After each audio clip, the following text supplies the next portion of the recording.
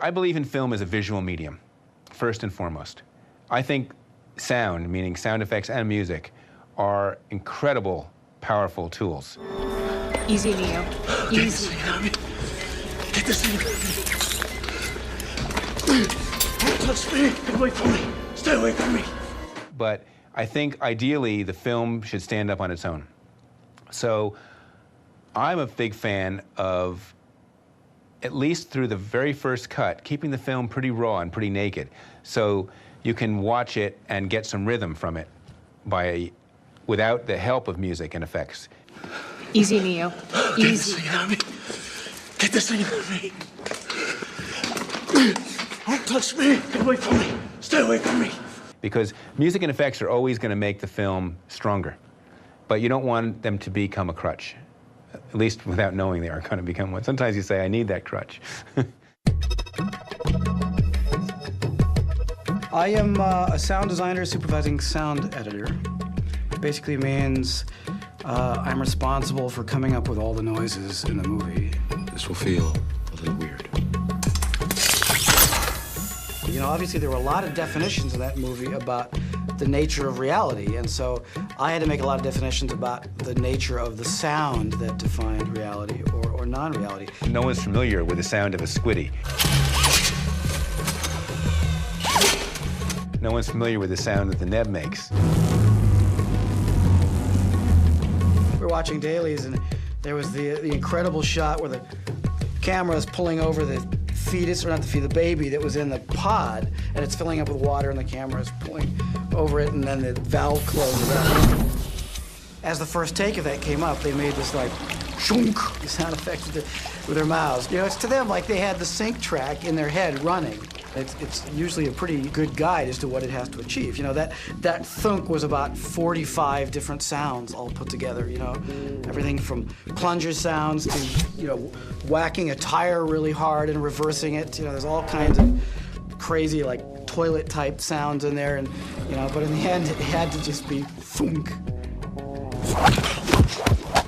We recorded for all of the fighting whooshing, which is an important part of it, which in the Hong Kong films is usually fairly simple. You know, it's the same kind of whoosh over and over again. We went to technical junkyards and collected everything that made any kind of sound when you moved it, and, you know, we brought all this stuff in the studio and made every kind of whistling whoosh and pitched up, pitched it down, and played with it and processed and just created literally thousands of face hits and body hit sounds and arm whooshes and leg whooshes and all of this. Trying to always have that very earthy, very brutal, very musical quality that those Hong Kong films had, you know, but I also wanted to give it a kind of definition and articulation that they never had time to really put into it. It wasn't really until I saw the movie that I saw how important that the concept of reflections were as far as the Wachowskis were concerned. Almost every scene has some kind of aspect of a reflective subtext.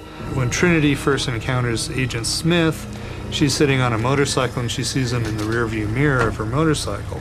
You know, almost every time when Lawrence Fishburne is on the screen in his dark glasses, you see Neo reflected in his glasses. You know, the scene with the spoon moving around, it's always got somebody's face in it. I think I was able to take that ball and run with it and use reflections in the orchestra, you know, of one section against the other, or just a contrapuntal idea of place one on top of the other that would represent this reflection that we see on the screen. And that was really the key to it for me. We all pretty much agreed that an organic, orchestral, and choral approach was the best for the music, and then we could enhance that with some additional synthesizer and sampler elements. And then, you know, whatever sequences had the protagonist, we could shift the emphasis onto the orchestra. When the machines were taking over, we could shift the emphasis toward the synthesizers, and it really worked pretty well.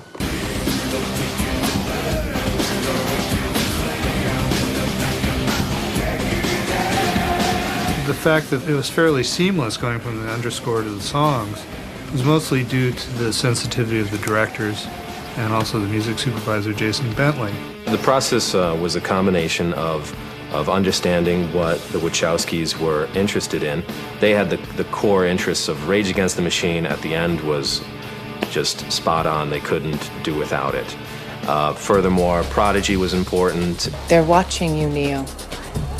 Who is? Please just listen. That was a natural connection. Was some of the concepts in the film very much match this future-minded mentality that a lot of the producers in electronic music really subscribe to. There's this record on there, Rob D, Club to Death, which is an awesome tune. It's a surging, thick hip-hop breakbeat with strings. Basically, that's a record straight out of my crate. I mean, just like these records around me.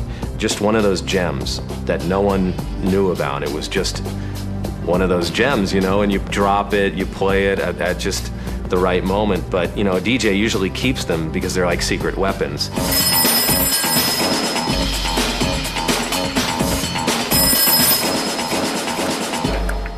We're in.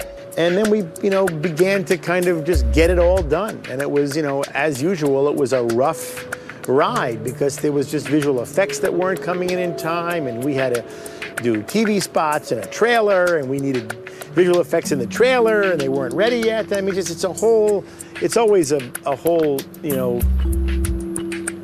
tension-filled moment when you're preparing to release a movie. In the last week of mixing, I took out 2 frames because the visual effect had come in and it wasn't exactly what I thought it was going to be. And I felt that this cut wasn't quite right. I figured this is the end. This is what's going to be there forever now. And I wanted it to be right.